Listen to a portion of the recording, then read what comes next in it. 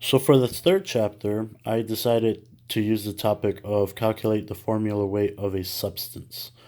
The question I wrote was calculate the weight of the following formulas: sodium chloride, ammonium perchlorate, iron oxide, and dichromic acid.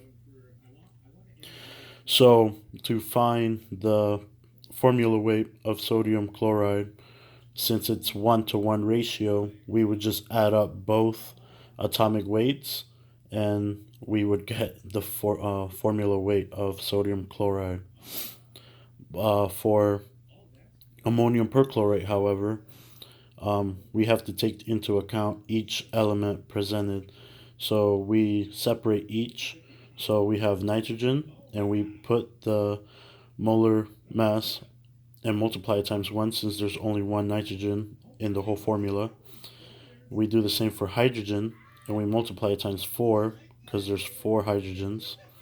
Do the same for chloride, multiply it times 1, and we do the same for oxygen, multiply it times 4. We have to make sure every element is presented so that the formula weight of the formula is correct.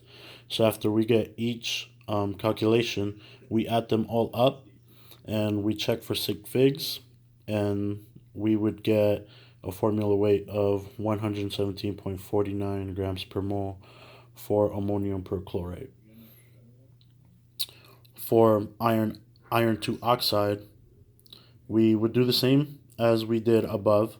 We would take the molar mass of iron and multiply times 2 because there's 2 irons in the formula.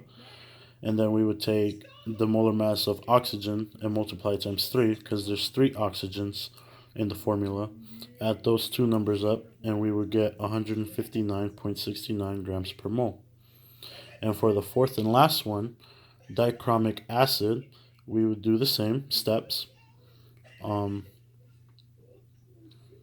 Add or multiply the molar mass of hydrogen and multiply the molar mass of chromate times however many um,